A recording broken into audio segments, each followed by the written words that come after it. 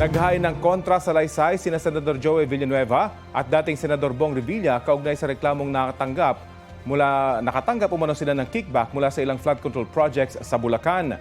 Hindi raw sila nakinabang sa mga questionabling proyekto. Balita natin ni Sandra Aguinaldo.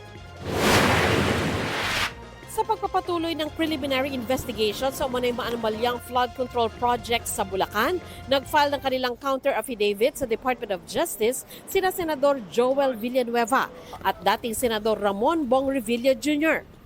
Ang National Bureau of Investigation naman na siyang nagsampa ng reklamo sangkaterbang dokumento ang dala sa DOJ. Ayon sa Justice Department, ang preliminary investigation ay patungkol sa mga proyekto sa Bulacan na kinasangkutan din ng contractors na Wawaw Builders at Top Notch Catalyst Builders Inc.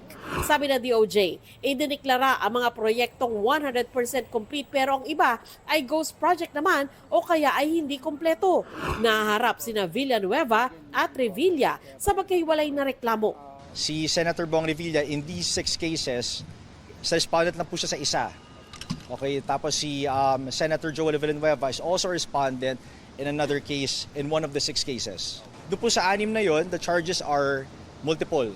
So we have direct bribery, indirect bribery, corruption of public officers. We have a violation of the Anti-Graft and Corrupt Practices Act, which is RA 3019. Tapos may violation din po ng the Government Procurement Act, and also a violation of the conduct of bid rigging in the procurement process. Tig-isa po sila, pero hindi lang po sila yung respondent sa mga kaso na yon. So we have multiple respondents, including DPWH officials.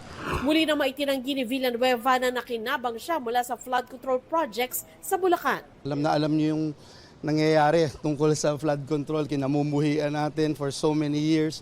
Yung away namin ni Zaldico, tapos doon sa complaint, 1% daw binibigay ni Zaldico sa akin. So, that's ridiculous.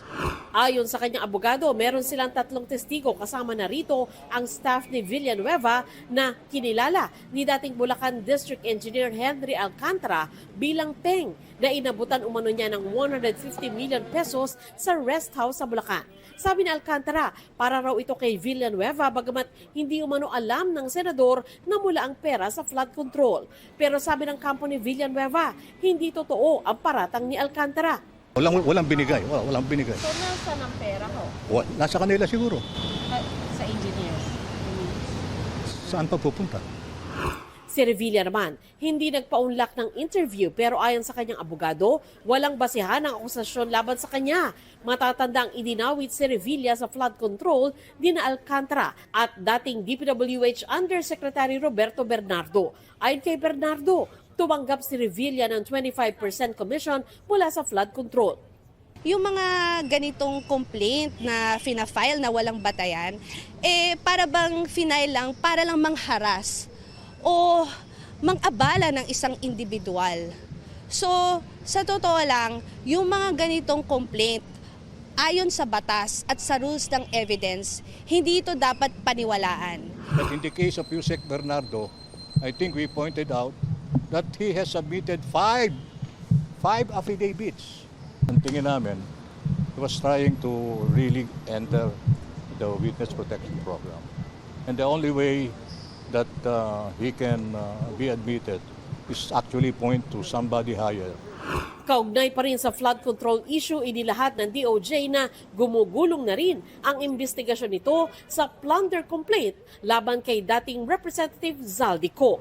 There's an allegation of conspiracy. Of course, the act of plunder could not have been committed by one individual alone. Of course, necessarily, may makasama siya dyan. Hiningan namin ang reaksyon ng abogado ni Ko pero wala pa itong tugon.